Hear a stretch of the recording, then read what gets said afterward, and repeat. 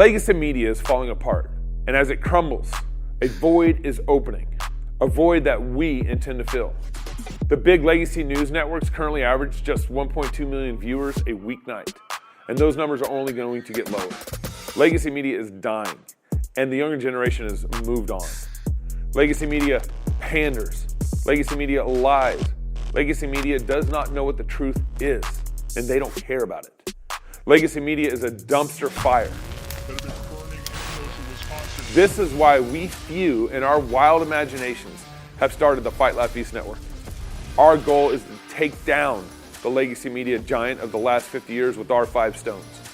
We started in 2016 with our flagship show, Cross Politic. Since those small beginnings, we now air on DirecTV. Our broader podcast network now gets over 4 million downloads a year. And our Fight Laugh Feast pub, which includes TV shows like This America, The Rowdy Christian's Guide, Pastors in Politics, and As the Lord Pleases, with your support, many more to come. Our goal is to become the flagship new media 2.0 network over the next 50 years and take over nightly news, sports, sitcoms, hunting shows, and more, all conveniently stored for you in our Fight Laugh Feast pub. We're already reaching the next generation through our podcast shows on YouTube, X, and our pub, while also tapping into legacy media audiences by airing our shows on TV through DirecTV and Xfinity. We have made a lot of progress with some duct tape and a good bit of intuition and a lot of sweat. And now we need your support more than ever. The TV networks have had such a negative impact on our households, and we're trying, by the grace of God, to put a stop to that. We have the opportunity. We just need the army. Now more than ever, we need you to join our pub to help us reach our goal of 1 million pub supporters in the next 5 years. There's no way around it. Competing with Fox and the Alphabet networks without money is virtually impossible. It's cheap for you to join. And when you do, you're combining your small monthly support with a growing army of like-minded Christians. We have thousands, we need millions. So if you want more of the Alphabet network's misinformation and lies, don't join. But if you want to give us a mere 5 stones, then please join the pub, and together we will take a swing at the head of big media, all the while fighting, laughing, and feasting to the glory of God.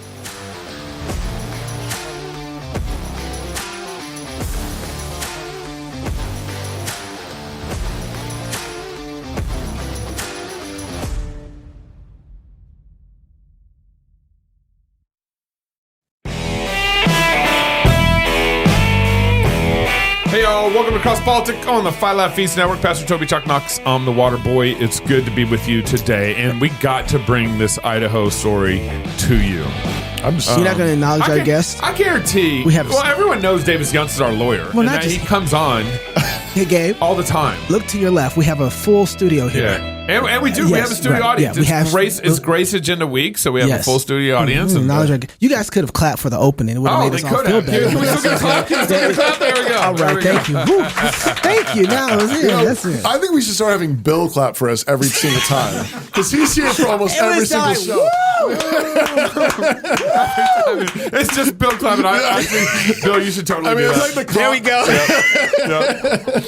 Yeah. We have an audience of one. That's okay. I perform for an audience of one. Business owners, is your company struggling to grow? What if I told you that the right employee could grow your business by 5, 10, or even 25%? You would be crazy. I need that. Not to take that deal, right? That's exactly what redballoon.work does. Red Balloon Recruiter, in fact, this is what they're offering. Their personalized source and screen process connects you with top talent, increasing revenue and reducing costs. So visit redballoon.work today, redballoon.work, and transform your hiring. Also, Story Real Estate. Ever felt like you just another client? You know, just like a person, like a name on a list. I want to be special. I want them to I go see a house, they bring me a flask. We know, Gabe. And a cigar, and I can walk through this stranger's house. Thank you. Well, Gabe, you need to get connected with Story Real Estate. These guys sit down, hand you a cigar and a glass of... No, it doesn't say that. Sorry. They hear your story and then tailor make an experience just for you. It's like your favorite barista. Well, it's kind of like a bartender, I guess. They bring you coffee. Knowing exactly how you like your coffee. Or your scotch, maybe. So if you want a completely personalized experience, advice, My advice is use Story Real Estate, but don't just take my word. Look at their 1,000+ Google reviews. Head over to storyrealestate.com, storyrealestate.com, and start your personalized real estate journey today. Man, over 1,000 Google reviews. That's pretty good. We're really grateful to have with us the unofficial cross-politic attorney. He's in more trouble. I think he's lost money. The more he comes on a show, the more money he Davis probably Younts. loses. I don't know, Davis. Davis, do you make money off us? No. I only get his time, and I drain him of his time. Man, we need to send him and his wife like a gift card or something at least. I mean, come on, like we just send him out for dinner or something. So should I introduce this? This story's like near and dear to what's going on. Go, Gabe. Yeah. I mean, you wrote the press release. I mean, come on. I did, and I get fact checked by like three different lawyers or something. So, Good. So in Idaho, Idaho's a conservative state. Supposedly, we got a conservative governor. That's what they say. And Idaho National Guard hired this conservative, traditional value commander. Okay. And he's commander over, I think, the recruiting services nationwide, statewide for the National Guard. Idaho National Guard. Yes. Okay. And Davis, he's commander of recruitment, wasn't he? That's right. Yeah. So they hire him, and then 5 days later they fired him. Okay. 6 days later, they fired him because of like this LGBT movement internally in the Idaho National Guard, who did not like some things that this commander said publicly like a year or so ago on a campaign he's running for office. Okay. And so they fired him 6 days later. Now, Davis is his lawyer. This major's lawyer, and then he has a national lawyer because this is not just a state issue; it's also a national issue because it's a First Amendment issue. Can I speak as a citizen? Yeah. And say what I want to say and not be fired because I said privately what I wanted to say. Yeah. So that's kind of the issue. We're gonna dive deep into it with Davis Younts on it, but for me, what is happening here in Idaho is kind of atrocious. I want to hit that because Brad Little. And when Davis will talk about this too, but Brad Little's the commander-in-chief of the Idaho National Guard. Oh, right. Like the president is the commander-in-chief of the military, United States military. The governor is the commander-in-chief of the National Guard. That's right. And this is one of those things in your states, man, you got to know the layers here that are going on. Yeah, I'm just thinking as you're talking, sorry to interrupt. But I'm just thinking as you're talking, maybe you've seen the videos, but there are people in the UK being arrested apparently for social media posts. Yes. Right. So I'm trying to get Joe Boot to come on our show so we can talk about that. But this is these are just a few steps removed from that, where it's like you're getting fired from a position because of your conservative views, because of your traditional views that are not acceptable. Is there a question in the room? What they post? They post about the immigration. I just want to know before I jump on. Like, have you followed the UK stuff? I'm just wanting to know. I mean, just get outraged. Okay, well, sorry. All right. So Davis, repeat what I said, but actually make it true. Right. So what we have is a major in the Idaho National Guard. He ran for public office. During his campaign for public office, he said things that are consistent with a biblical view of marriage and human sexuality. After his political campaign, he applied for and was hired to have a full-time position. So folks in the Guard, in the National Guard, we think of them traditionally as the weekend warriors. 1 weekend a month, they go in, they do their 2 weeks in the summer, and then they respond to, floods, emergencies within the state. And then sometimes they get called up and deploy in support of the active duty military. So what you have is a major. He applied for a full-time job with the Guard. He was the most qualified candidate. He went through the vetting, the interviewing process, and he was hired for this job. Starts the job just 5 or 6 days into the job, and there is a complaint filed. And based on that complaint alone, he's brought into an office and he's told, either you resign today or we will fire you.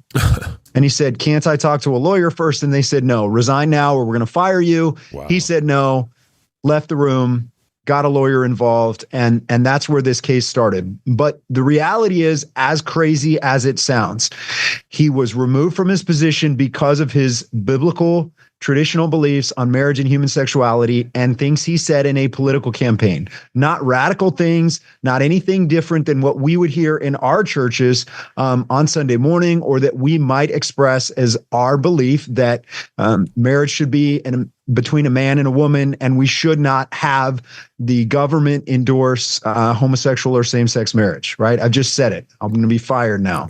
But I work for myself, at least for now. So we're good there. But no, I mean, those are the kinds of things he said. So that's what happened. This was not because of his actions. Essentially, someone that worked for him, an LGBTQ activist within the Guard, filed this complaint because they said, other than one meeting where he interacted with me, he hadn't spoken to me yet, even though we don't work in the same place, and he'd only been in the job for 5 to 6 days. So all of that was bad enough. We tried to negotiate a way out of this. We tried to make it right. And then they did another investigation. They did a formal investigation.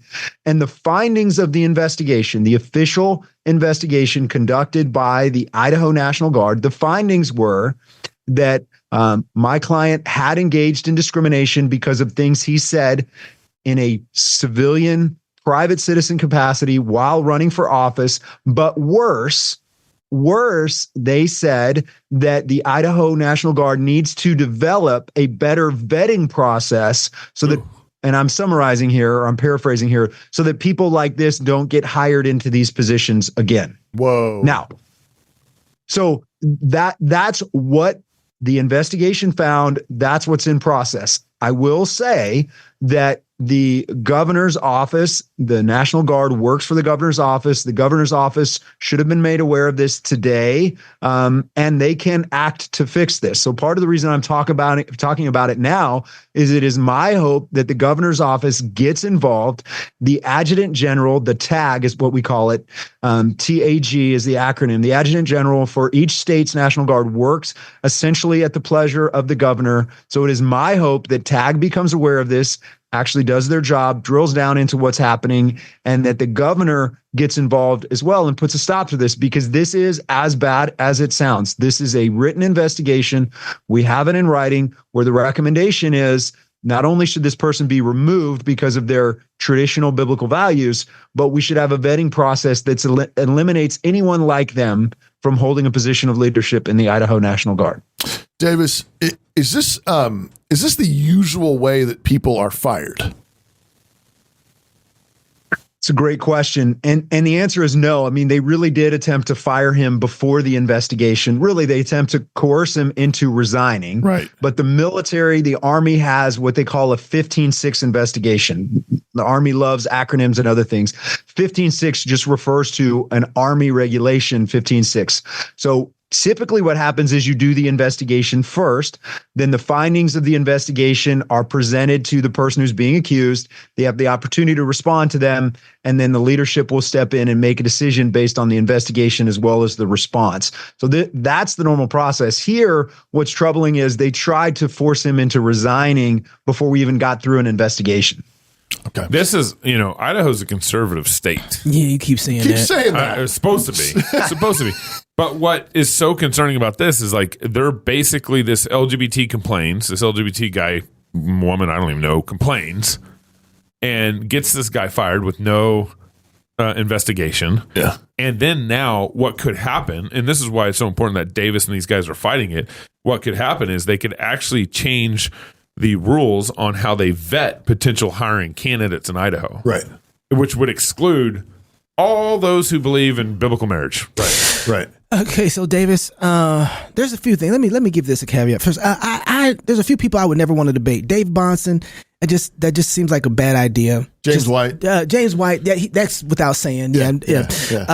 And you definitely on that list. I would want to see Jeff Schaefer. Never want to see those guys in the courtroom on the other side of me on the opposite. But I'm gonna pick the devil's advocate here, and I want to be able to fire somebody who says something I don't like as an owner of a company, right? So if somebody came up and said, we hate the Bulls, fired. Yeah, I don't like them. Or they love the Yankees? Or they love the Yankees. Fired. Fired right there. Yeah. And I don't want to see you on the opposite side of me in court arguing that he should have the right to hate the Bulls and love the Yankees. I just don't. So doesn't a person who is the head of the company or company have the right to fire people for what it is they don't like with that person?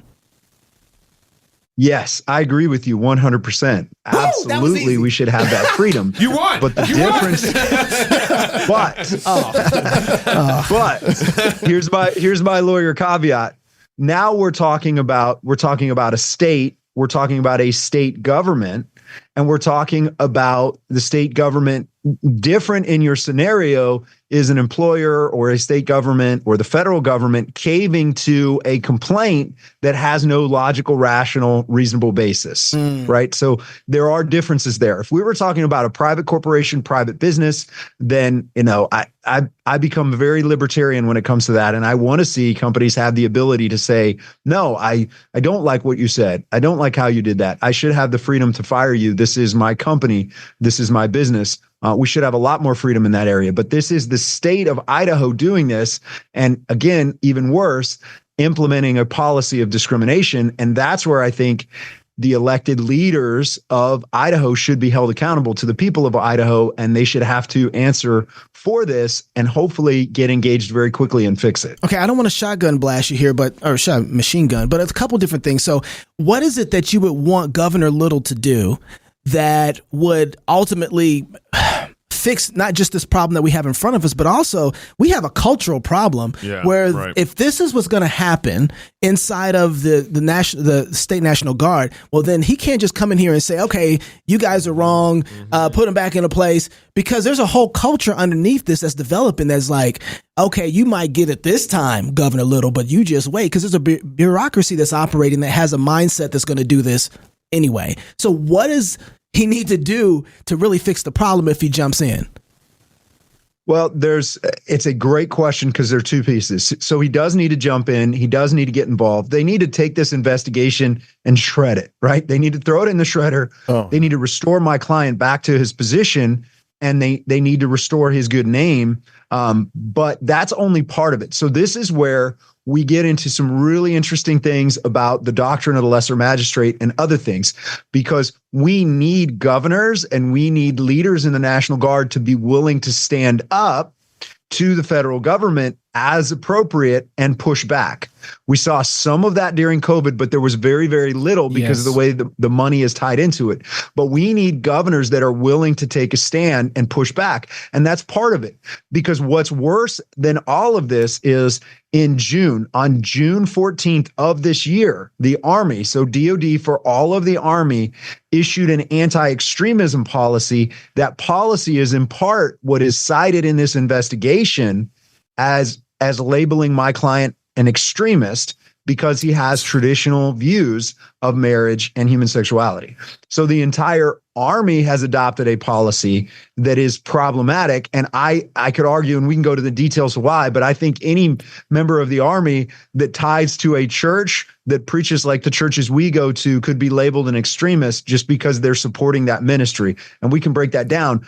But to get back to your specific question, Governor Little needs to be prepared to take a stand against those policies and say, not in Idaho. We're not going to label Christians extremists simply because they have biblical values. Who was it that ran the investigation? Was that the was their internal committee somehow inside of the National Guard?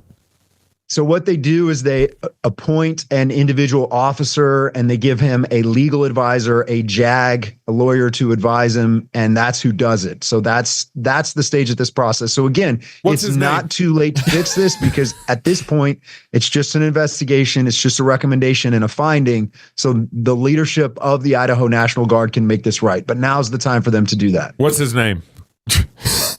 I'm not gonna out him here. I'm not gonna out him here. Not yet. I mean, I got those kind of friends up in the woods. Well, but I think that's really getting at it though. This is the kind of thing. That's the whatever is behind this investigation. Either they're showing their hand. Yeah, that's right. They're showing where their morality is, and they're saying who's invited to the table and who's not. And it's like, okay, how deep does this go? Because Governor Little is going to need to know how much he needs to do in order to be able to clean this up. That's right. Okay. I've got a couple questions. Yes. I need to follow up on. First of all, so it sounds like you're saying, Davis, that there's some federal or national pressure being applied to states like Idaho to get in line with certain progressive values. Is that what you're saying? 100%. 100%. The Army's policy on extremism labels any organization that advocates against gay marriage, that would espouse and would advocate for a traditional biblical view of human sexuality, that any group that does that is an extremist group. That's what the DoD Army, just the Army so far, the Army's policy memo says. And then it says extremist activities for military members include providing support to any organization that engages in that type of advocacy. So again, I don't think I'm being, I'm exaggerating when I say, I go to a church that advocates against gay marriage and that has held prayer ceremonies and other things outside of drag queen story hours, all of that. So arguably, by some standards, somehow interfering with their rights. We weren't. That's not what we were doing. We're just praying. But again, people would argue we were intimidating or otherwise, preventing that activity. And so if I were active duty Army, or if I were still serving, by tithing to my church, I'm providing financial support to an organization that's advocating things that have now been labeled as extremist by the Army. And so if that's the policy coming out of the Pentagon, that's the policy coming out of the DoD, there's absolutely tremendous pressure on the states to cave and to adopt similar policies. And again, this policy memo was cited in this investigation as part of the justification for attempting to label my client as an extremist. Wasn't there a set of slides or something that presented some of this that went public for a little while, and then one of the branches of the military said, "Oh, that was an accident. We didn't mean to use those slides in a training program," or something like that? Is that ringing a bell? Yeah, you're absolutely right. So that was anti-extremism training that was being done at a lot of different places. It was a slide deck that was different places. You're talking specifically out of Fort Liberty in North Carolina, formerly known as Fort Bragg, right, where that slide deck included, and it was a template that was created for anybody in the military to use for anti-extremism training, but it included multiple pro-life groups as extremist groups. Okay, that's labeling pro-life organizations as extremist groups. And they kind of walked back some of those slides, if I recall correctly, but you're saying the actual guidelines from the DoD are there. If you read the Army policy, it is clear that I hate to give anybody ideas, but a smart lawyer could easily make an argument to say tithing to a church, if that church is labeled as an extremist group, makes you're supporting extremist activity there. Yeah. It is a little exciting to be part of an extremist group, don't you think? Man, I'm not a part of one. I'm not a part of one. What is the status? I also was as I was thinking about all this, I realized, I don't think we can run for office, you guys. I just realized that. I gave up on that a long time ago. And I certainly can't get hired, apparently, with the National Guard. But Davis, what's the status of this case now? So you mentioned that this is going before, I think you said TAG for the governor. What is the status? So we received a copy of the investigation last week. We provided a written response to it. Our client has the opportunity to respond to it in writing. So we provided a very detailed written response. And then it is now, the ball is in the court of the Idaho National Guard. Okay. They can find that this investigation was legally insufficient, invalid. They can throw it out, or they can proceed to try and fire our client. If they do that, then we'll see him in federal court. So he has not technically been fired yet. Is that what you're saying? He was removed from the position and he's been put in a holding position. So he was fired from that job and he's still working in another sort of backroom capacity for the Guard, awaiting the outcome of this. Got it. We'll put you back here. What and you said you'll see you in federal court, and what Idaho federal court? What federal court would you guys be in? We would be seeking to file in Idaho in federal court. Absolutely. Yeah. So Liberty Counsel is Richard Mass from Liberty Counsel is involved in this case. We already have local Idaho counsel that's affiliated with Liberty Counsel. So we are preparing for those steps if that's what it takes. Now, I think this needs to be explained a little bit, but we haven't mentioned this major's name. Why have you kept his name out of this interview? I mean, to be frank, I've been advised by multiple people that when this story goes nationwide, there are LGBT extremist groups that will put his safety and his family's safety in jeopardy if we use his name. Sounds like a reasonable group of people. Right? Yeah. Like, who are the real extremists? Wow. Yeah. So Knox brought up the question about like the kind of libertarian business question. I want to be able to fire anybody that I fired. So just like that. I didn't even like what you said. I didn't like what you said. And am I really actually? And You'd be so happy if he was. You responded and said, "I agree with you on the private business sector side of things, but the government can't do that." Right.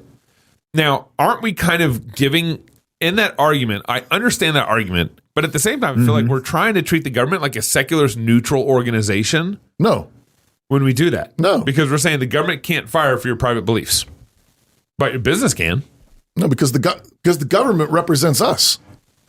The government has to, if we're talking about, the government is supposed to be. But if an LGBT person said, I hate my state, I hate my country, I hate traditional marriage or whatever, and I'm like, you're fired. Yeah. You aren't good for Idaho. Precisely because the state is not neutral.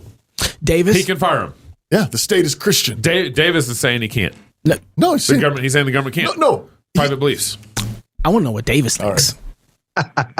So I think that there is absolutely a case to be made that the government is going to impose religion on its people, right? And the question is, what religion is that going to be? Yeah. Right now, the Army has taken a position based on this policy memo. I believe nationally, the Army has taken a position that they're going to be enforcing secular humanism as the religion of the nation and the religion they will be enforcing and imposing the values of. So I think we have to take a step back and we have to say that the Christian faith, biblical values in our nation are the only foundation for a government that has allowed any sort of flourishing to go on. So I would say, yes, we should have biblical values as the basis. And if someone is doing something that is counter to those biblical values, God willing, when revival comes, we will get to a point where people who aren't going to be doing those things will be able to be fired in these positions, and that we will be a nation that loves God enough to do that, because we will call sin, sin, and we'll call real crimes, crime, and we'll do what's right in the eyes of God, not in the eyes of man. That beard ain't just there for beauty. It's there for theonomy. That beard got some wisdom on it. Bless him, Lord. Be careful, gentlemen. I sent a text to Gabe when the Army policy came out, and I said, "Congratulations, we're all extremists now. Yeah, we made it." So congratulations to both of you as well. We're there. Wait, no, Knox, you're an extremist. I can't be. You are. You were going to ask a question because I have to know. When you have the DOD or even our entities that are rejecting some of the basic forms of nature, man, woman, childbirth, the whole nine, how do you expect to argue in a court that is rejecting the very reality of nature and think you're going to get a fair hearing? Because you're saying, listen, a person who believes a large majority of what everyone else in America believes, you shouldn't have to argue that, because it should be just like, this is true, this is false. The end, right? But how do you expect to get a fair hearing when the idea of nature is flipped upside down in all of our major institutions? It is a challenging thing, and it's one of the things that I have to work through and seek spiritual comfort and support in. But ultimately, that's just like a pastor, Toby, preaching on Sunday morning. I am responsible to speak truth. I'm responsible to argue what I believe the law is and should be, as best I can to the best of my ability. And I have to hope that the Spirit works and moves, and that those that hear it will be convicted and will do the right thing based on that. But I mean, that's one of the hardest parts, because whether it's a jury or a board or something else, I'm taking everything I can and I'm handing it over to these people to do the right thing. And that's supposed to be how our system's going to work. Sometimes it does, sometimes it doesn't. But God can move in some very, very dark places. That's amazing. I don't think we think about the work of the Spirit as much as we should in this. Like, we have to tell the truth and let the Spirit do the work. It's so important. Pastor, you were going to say something. Yeah, I just want to bring it back to, I mentioned this in the beginning, but I just want to underline, I think, and I want to hold it together with what was just said. Yeah. We trust God and we let the chips fall where they may. We're faithful, we're obedient, we do what we're called to do, and we trust that our King is reigning sovereign over Idaho, and so we resist with deep peace in our heart. We stand for the truth with deep joy in our heart. Right. Because we know that our King reigns, and at the same time, I just want to circle back to in the UK, they're arresting people for expressing concerns, anti-immigration concerns about violent illegal immigrants. Yeah. I mean, this guy has been arrested. His crime occurred on July 30. July 30, 31. 3 Facebook posts where a gentleman named Dunn, Mr. Dunn, posted 3 images, groups of immigrants apparently, and just said, "Coming to a town near you." And let's say, like, worst case scenario, let's say he's racist. Yeah. He doesn't like the way they look. And he doesn't want them to live in his town. There's no crime committed there. Still no crime committed. That would be the worst case scenario. He's another one. He captioned it, "When it's on your turf, then what?" The thing is these positions we're expressing ultimately Christian. I'm talking about Christian marriage now. I'm going back to those positions: truth, biblical justice, and so forth. These are things that actually are for the flourishing of human life and human society. Yes. But when you are saying boys can become girls, girls can become boys, and endorsing homosexual marriage, you're actually already endorsing something violent. Mm-hmm. You're arguing for the tearing apart of something that God made, human flourishing. And it's, again, back to his point. I mean, who are the real extremists here? If we're not, we're kind of concerned about saying certain names on this show because of the backlash that might happen. Yeah. Then like.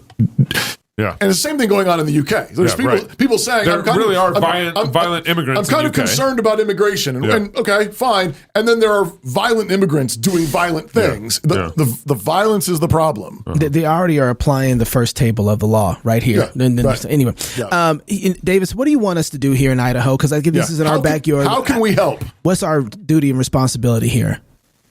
I mean, I think we should be, everyone should be calling the governor's office and making sure the governor is aware of what's happening.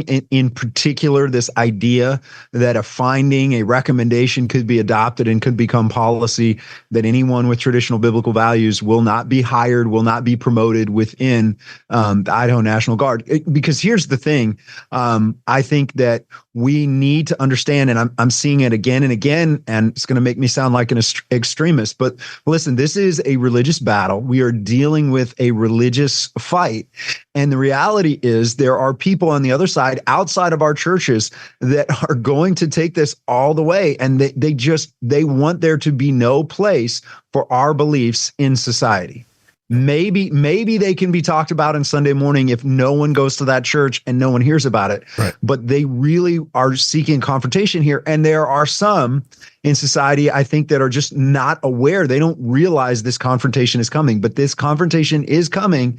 And the question is, what are we going to do about it? Where are we going to be? And that would be my encouragement to the governor's office in Idaho. Is he going to allow extremists to take over? And is he going to say that in the state of Idaho, if you want to serve in the National Guard, but you are a Christian who holds traditional biblical values, you're not welcome here? Is that really where they're going to be? Because it's going to be a very interesting Idaho National Guard. And I think ultimately it's going to have a really negative impact on the safety and welfare of the people of Idaho if that's going to be the position they take. And the good thing for the LGBT mafia is that traditional biblical views on marriage aren't being taught in churches on Sunday morning anyways.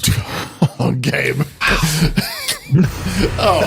On that note, contact the governor of Idaho. Yeah. Davis, thank you for joining us. Appreciate you, man. Always appreciate it, man. If you're single, Thank you, get guys. Take married. care. If you're married, have some kids. If you have kids, go baptize them. Until tomorrow, love God with all your heart, soul, mind, and strength. Love your neighbor as yourself. Go fight, laugh, and feast. This is Cross Politics. You have to shred these documents.